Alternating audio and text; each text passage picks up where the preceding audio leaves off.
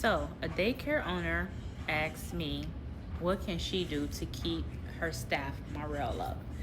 I am so glad that she asked me this question. So, my response to her was, let's take a look at your leadership skills. How are you responding to your staff? How do you engage with them? Are you a I trust you type uh, leadership style, or you more of authoritative where it's my way, no other way? Don't talk to me if it ain't about the daycare, if it ain't about the kids. Are you kind of more authoritative type person? Because leadership styles matters. I often talk about how childcare is a trust first field. So if you're not letting the staff feel like they can trust you and you can trust them, that is the quickest way for the morale to go down. So I'll give you an example of what a trust relationship between your teachers look like between you and your teachers. So back in 2023, I was called to come in to help a director establish a daycare center. And I explained to her one of the things that we need to do is to make sure that we have a good foundation with our staff.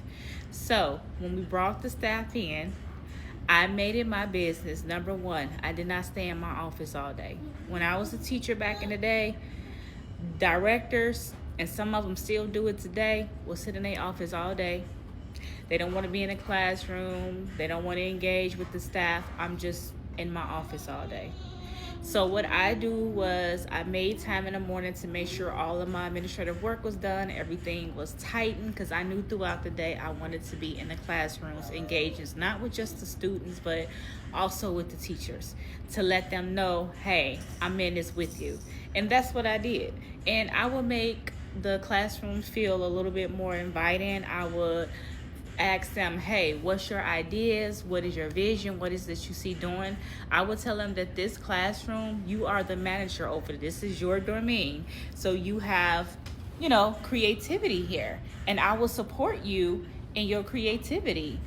I learned things about them, things that was important to them. And I will always ask how they were doing. If they needed to talk to me, yes, my door was open to do that. But I also had my boundaries in place to let you know, hey, yes, I'm going to trust you as an adult, but I'm going to trust that you're going to respect the boundaries I put in place. When it's time to work. Let's take care of business.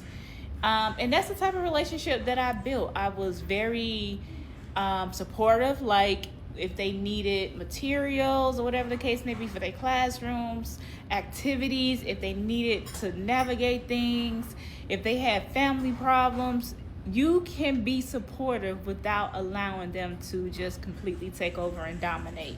And so when they understood that, hey, my director has my back, I gotta have her back. And I tell you the truth that when things got so hectic in the center, I can depend on my teachers. I can depend on whatever staff that was there. They will rally behind me just like I rally behind them. And we get stuff done in that center. Don't worry, Miss Connie. I got you.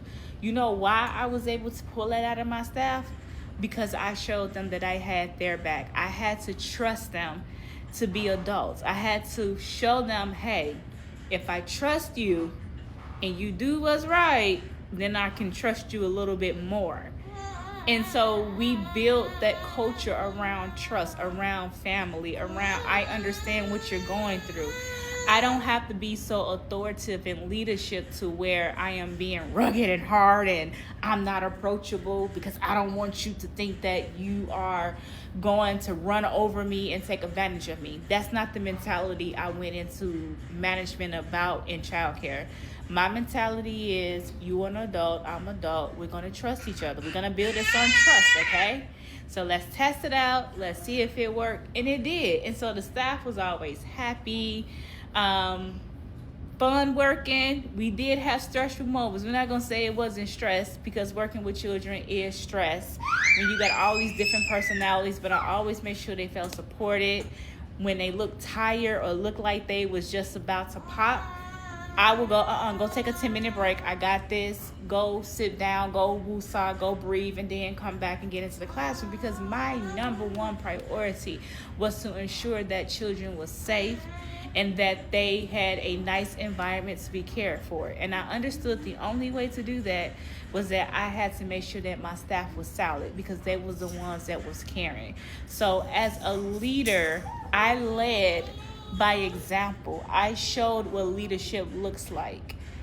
And in return, they showed me what leadership looked like as teachers. And they never failed me. It was a great experience. I love my teachers. I love the culture that we built, what we established, again, until it went south. So if you're ever wondering how to keep the morale up in your staff, check your leadership style.